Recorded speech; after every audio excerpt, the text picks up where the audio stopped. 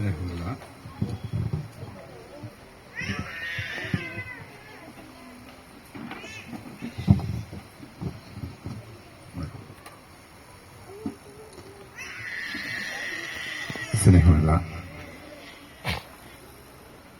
ദിനു അച്ഛ, സാദം പറഞ്ഞ ഹേസൽ ഇസ്ലുവ, Sunday school staff secretary Sheena, secretary Xavier എത്തിത്തിരുന്നാണ് ജോലി തിരക്കിലായിരിക്കും, റോയ് ഫെർണാണ്ടസ്, അതുപോലെ ഇവിടെ ശ്രമം കടന്നു വന്നിരിക്കുന്ന എല്ലാ ഇടവക അംഗങ്ങളെ, കുഞ്ഞുമക്കളെ, ഇന്ന് കുട്ടികളുടെ ദിവസമാണ് പ്രധാനമായിട്ട്. അതിനോട് ചേർന്ന് വരുമ്പോൾ സ്വാഭാവികമായിട്ടും ടീച്ചേഴ്സിന്റെയും കൂടെ. നമുക്കറിയാം, ഒരു ഇടവക സമൂഹത്തിന്റെ അടിത്തറ എന്ന് പറയുന്നത് അത് കുടുംബമാണ്. ആ കുടുംബത്തില് അത് കൂടുതൽ ഊർജ്ജസ്വലത പകരുന്നത് മക്കളാണ്, കുഞ്ഞുങ്ങളാണ്. അപ്പൊ എങ്ങനെയാണ് ഒരു കുഞ്ഞ് വളർന്നു വരുന്നത്, എങ്ങനെയാണ് അവർ രൂപമെടുക്കുന്നത്, അതനുസരിച്ചാണ് ആ കുടുംബത്തിന്റെ ഭാവി, ആ ഇടവകയുടെ ഭാവി, ആ സമൂഹത്തിന്റെ, ഒരു സംസ്ഥാനത്തിന്റെ, രാഷ്ട്രത്തിന്റെ ഒക്കെ ആയിട്ട് ഇങ്ങനെ അത് വിപുലമായിട്ട് വളർന്നു വരിക. അപ്പോൾ സ്വാഭാവികമായിട്ടും നമ്മൾ മതബോധന രംഗത്തെ ഈ വാർഷികമൊക്കെ ആചരിക്കുമ്പോൾ അതിനോട് ചേർത്ത് ഒരു താരതമ്യ പഠനത്തിലൂടെ എന്തായിരിക്കണം, എന്താണ് നമ്മുടെ മതപഠനം ലക്ഷ്യം വെക്കേണ്ടതിനെ കുറിച്ചുകൂടി ചില സൂചനകൾ പങ്കുവയ്ക്കുകയാണ്. അപ്പോൾ സ്വാഭാവികമായിട്ട് ഭൗതിക വിദ്യാഭ്യാസത്തിന്റെ, സ്കൂൾ വിദ്യാഭ്യാസത്തിന്റെ പശ്ചാത്തലത്തിൽ അതിനോട് ചേർത്ത് വെച്ചുകൊണ്ട് മതബോധനത്തിനെ എങ്ങനെ നമുക്ക് അർത്ഥപൂർണമാക്കി മാറ്റാൻ സാധിക്കും. നമ്മുടെ സമയവും ആരോഗ്യവും സമ്പത്തും ഒക്കെ നമ്മൾ ഏറെ വിനിയോഗിക്കുന്നത് സ്കൂൾ വിദ്യാഭ്യാസത്തിനാണ്. അറിവ്, ബൗദ്ധിക അറിവ് കൊടുക്കുവാൻ വേണ്ടിയിട്ടാണ്. അത് രാവിലെ നമ്മൾ അവർക്ക് ഭക്ഷണമൊക്കെ ഒരുക്കി റെഡിയാക്കി സ്കൂൾ വണ്ടിയിൽ സ്കൂളിലേക്ക് വിടും. 5 ദിവസം മിനിമം, ഒരാഴ്ച രാവിലെ മുതൽ വൈകുന്നേരം വരെ ചെലവഴിക്കും. വൈകുന്നേരം അവർ തിരിച്ചു വരും, ട്യൂഷൻ കാണും, അല്ലെങ്കിൽ മറ്റു ക്ലാസ്സുകൾ കാണും, ഹോംവർക്ക് കാണും. അപ്പൊ ഭൗതികമായ അറിവ് സമ്പാദിക്കാൻ വേണ്ടി നമ്മൾ കണക്കുകൂട്ടാൻ എത്രയോ മണിക്കൂറുകളാണ്. അതിന്റെ പശ്ചാത്തലത്തിൽ അതിനെ കമ്പയർ ചെയ്ത് മതബോധന വിദ്യാഭ്യാസത്തിന് വേണ്ടി നമ്മൾ താരതമ്യം ചെയ്യുമ്പോൾ ഒരു ആഴ്ചയിൽ എത്ര സമയമുണ്ട്? കൂടി വന്നാൽ മതബോധനത്തിന് വേണ്ടി നമുക്ക് എത്ര സമയം വരുന്നുണ്ട്? കൂടി വന്നാലോ 1.5 മണിക്കൂർ മതബോധനത്തിനായിട്ട്. സൺഡേ, ഞായറാഴ്ച കുർബാനയ്ക്ക് വരുന്നുണ്ട് അതിന്റെ കൂടെ, അല്ലെങ്കിൽ കുർബാനയോട് കൂട്ടിക്കഴിഞ്ഞാൽ 2-2.5 മണിക്കൂർ. എന്നുവെച്ചാൽ ഒരാഴ്ചയിൽ നമുക്ക് ഏകദേശം ഒരു ആവറേജ് 6 മണിക്കൂർ ഒരു ദിവസം നോക്കിയാൽ 6-30 മണിക്കൂർ ഭൗതിക ജ്ഞാന അറിവ് സമ്പാദിക്കാൻ വേണ്ടി പോകുന്നു. എന്നാൽ ഇത്രയൊക്കെ സമ്പാദിച്ചിട്ടും അതിനെ എത്രമാത്രം നമുക്ക് പ്രായോഗിക ജീവിതത്തില് ഒരു കുഞ്ഞിന്റെ ഒരു വ്യക്തിയുടെ വ്യക്തിത്വ വികാസന വളർച്ചയ്ക്ക് അത് ഉപകരിക്കുന്നുണ്ട് എന്നുള്ളതാണ് ഏറ്റവും പ്രധാനം.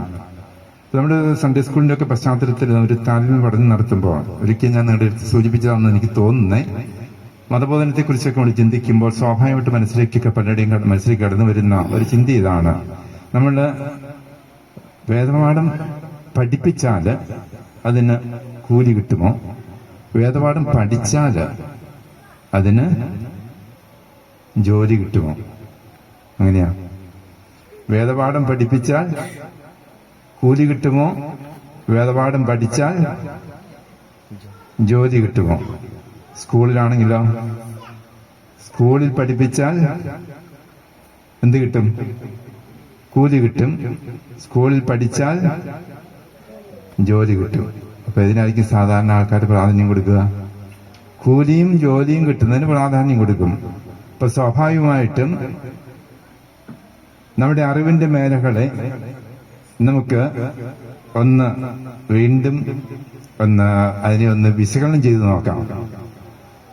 ഭൗതിക അറിവിന്റെ പശ്ചാത്തലത്തിലേക്ക് നമ്മൾ കടന്നു പോകുമ്പോൾ വിദ്യാഭ്യാസത്തിന് 3 തലങ്ങളാണുള്ളത്. 1 നെറിവ്, 2 അറിവ്, 3 തിരിച്ചറിവ്.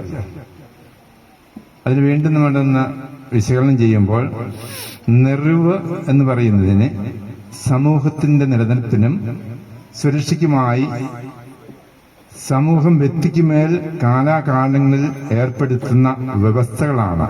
അതാണ് നെറിവ് എന്ന് പറയുന്നത്. ഉദാഹരണം, കൊല്ലരുത്, കള്ളൻ പറയരുത്, മുതിർന്നവരെ അവരെ ബഹുമാനിക്കണം. കുടുംബത്തിൽ ഇങ്ങനെയുള്ള ഒത്തിരി ഒത്തിരി നെറിവിന്റെ പാഠങ്ങൾ അല്ലെങ്കിൽ നെറിവിന്റെ പാഠശാലയാണ് വീടുകള് അല്ലെങ്കിൽ കുടുംബത്തിന്റെ പശ്ചാത്തലം എന്ന് പറയുന്നത്. ഇന്ന് കുടുംബങ്ങളിൽ മാതാപിതാക്കളുടെ അല്ലെങ്കിൽ ഒരാളുടെയെങ്കിലും അസാന്നിധ്യമുള്ള കുടുംബങ്ങളാണ് ഒത്തിരി ഉള്ളത്. ഒന്നെങ്കിൽ അമ്മ ജോലിക്ക് പോകുന്നവരായിരിക്കും, അല്ലെങ്കിൽ അപ്പൻ ജോലിക്ക് പോകുന്നതായിരിക്കും, ചില സ്ഥലങ്ങളിൽ രണ്ടുപേരും ജോലിക്ക് പോകുന്നതായിരിക്കും. അപ്പോൾ മക്കളുടെ വീടുകളിലൊക്കെ ഒറ്റപ്പെട്ടു പോകുന്ന സാഹചര്യങ്ങൾ വന്നുവിടുന്നു. അപ്പൊ അങ്ങനെയൊക്കെയുള്ള ഒരു പശ്ചാത്തലത്തിൽ അവിടെ ഈ നെറിവിന്റെ മേഖലകളുടെ പാഠങ്ങള് പലപ്പോഴും പഠിപ്പിച്ചു കൊടുക്കുവാൻ ആരുമില്ലാതെ വന്നുപെടുന്ന ഒരു അവസ്ഥാവിശേഷം. അപ്പൊ സ്നേഹത്തെ ബന്ധിതമായ ഒരു കുടുംബത്തിൽ മാത്രമാണ് നെറിവിന്റെ ആഴമായ പാഠങ്ങൾ ഇതിന്റെ പാഠശാലകളായി മാറുകയുള്ളൂ. വേർതിരിഞ്ഞു നിൽക്കുന്ന അല്ലെങ്കിൽ വേർപിരിഞ്ഞു പോകുന്ന ദമ്പതികൾ അല്ലെങ്കിൽ ദാമ്പത്യ ജീവിത പശ്ചാത്തലങ്ങള്, മൂല്യങ്ങളിലുണ്ടാകുന്ന ച്യുതി, ഇതൊക്കെ പലപ്പോഴും ഈ നെറിവ് നഷ്ടപ്പെടാൻ, അതിലേക്ക് ഉൾക്കൊള്ളാൻ പറ്റാതെ വരുന്നു. രണ്ടാമത്തെ തലവെന്ന് പറയുന്നത് അത് അറിവിന്റെയാണ്. അത് നമുക്ക് പലർക്കും സുപരിചിതമാണ്. ചില കാര്യങ്ങൾ ചെയ്യണം അല്ലെങ്കിൽ ചെയ്യരുത് എന്ന നിലയിൽ നെറിവിന് പരിധിയുണ്ട് എങ്കിൽ അറിവിന്റെ അളവ് അനന്തമാണ്. അറിവുണ്ടെങ്കിലും നെറിവില്ലെങ്കിൽ എന്ത് പറ്റും? അത് അപകടമാണ്. ഒത്തിരി അറിവ് കാണും, പക്ഷെ അത് നെറിവിന്റെ ബാലൻസില് സന്തുലിതാവസ്ഥയിലേക്ക് കൊണ്ടുവന്നിട്ടില്ലെങ്കിൽ അത് അപകടകരമായി മാറും. ഒരു ഉദാഹരണം മാത്രത്തെ കൊണ്ടുവരാം. രണ്ടാം ലോക മഹായുദ്ധത്തില് നാസി ക്യാമ്പുകളില് യഹൂദന്മാരെ കൂട്ടക്കൊല ചെയ്യുവാൻ വേണ്ടി നേതൃത്വം കൊടുത്ത വ്യക്തിയായിരുന്നു ജോസഫ് മെംഗലെ എന്ന് പറയുന്നത്. അവന്റെ അറിവിന്റെ മേഖലകളിൽ അവൻ നിരീക്ഷണങ്ങൾ നടത്തിയത് എങ്ങനെ മനുഷ്യനെ വേഗത്തിൽ കൊല്ലാം, എങ്ങനെ അവനെ വേദനിപ്പിച്ചു കൊല്ലാം, എങ്ങനെ എല്ലാം വ്യത്യസ്ത രീതിയിൽ ഒരു മനുഷ്യനെ കൊല്ലാൻ സാധിക്കുന്നതിനെ കുറിച്ച് അവൻ അറിവ് സമ്പാദിക്കുകയായിരുന്നു. നിരീക്ഷണങ്ങൾ നടത്തിയായിരുന്നു. അവന് ഒത്തിരി അറിവുണ്ട്, പക്ഷെ അവൻ എന്താ ഇല്ലാതെ പോയത്? നെറിവില്ലാതെ പോയി.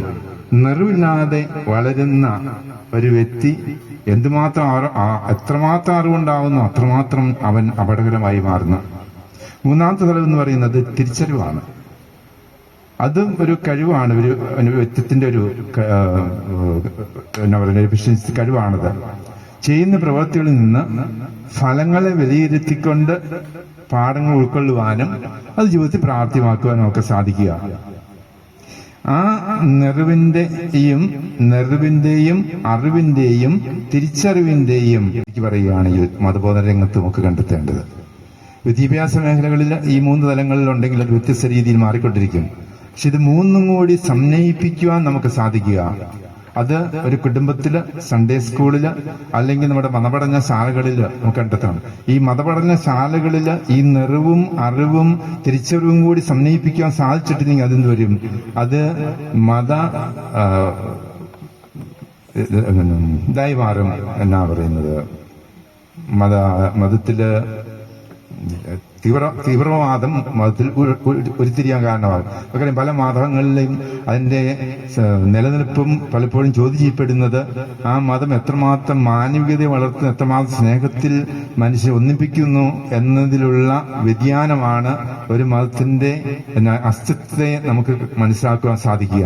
അപ്പോൾ ഒരു ക്രൈസ്തവ മതപഠന മേഖല എന്ന് പറയുന്നത് അവിടെ ഈ മൂന്ന് തലങ്ങളുടെ സമന്വയിപ്പിച്ചുകൊണ്ട് നമ്മുടെ മക്കളെ നെറിവിലും അറിവിലും തിരിച്ചറിവിലും വളർത്തിക്കൊണ്ട് അവനെ യഥാർത്ഥമായ ഒരു ക്രൈസ്തവ മൂല്യങ്ങളിൽ ഉൾക്കൊള്ളുന്ന ഒരു യഥാർത്ഥ ക്രിസ്തു സാക്ഷിയാക്കി മാറ്റുവാൻ സാധിക്കുമ്പോൾ മാത്രമാണ് നമ്മുടെ സൺഡേ സ്കൂൾ വിദ്യാഭ്യാസത്തിന് അർത്ഥമുള്ളൂ.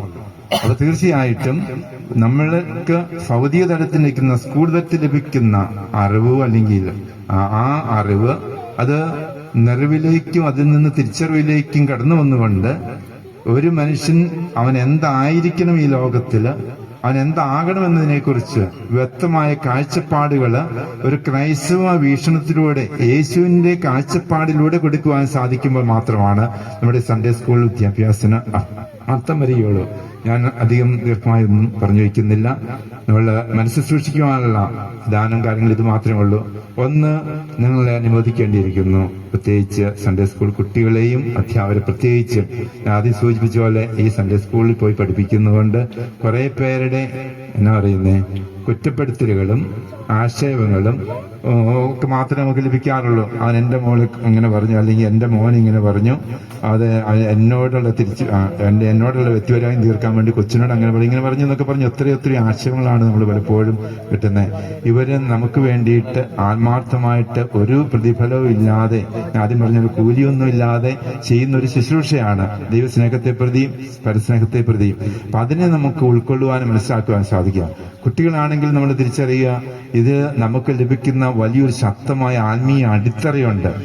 ശക്തമായ അടിത്തറയിൽ നമ്മുടെ ജീവിതത്തെ പടുത്തുയർത്തിയെങ്കിൽ മാത്രമേ ഉള്ളൂ നമുക്ക് കിട്ടുന്ന അറിവിനെ നിറവായിട്ടും തിരിച്ചറിവായിട്ടും അത് നമ്മെ ആത്മീയമായിട്ട് ഭൗതികമായിട്ട് ഉയർത്തുവാൻ സാധിക്കുകയുള്ളൂ. അല്ലെങ്കിൽ നമ്മൾ പലപ്പോഴും ആദ്യം സൂചിപ്പിച്ചപോലെ മതമൗലിക വഴിയിലേക്കൊക്കെ നമ്മൾ വഴിമാറിപ്പോകാം. അതുപോലെ അപകടത്തിലേക്ക് നമ്മളെ കൊണ്ടുവന്ന് ചാടിക്കാൻ സാധ്യതയുണ്ട്.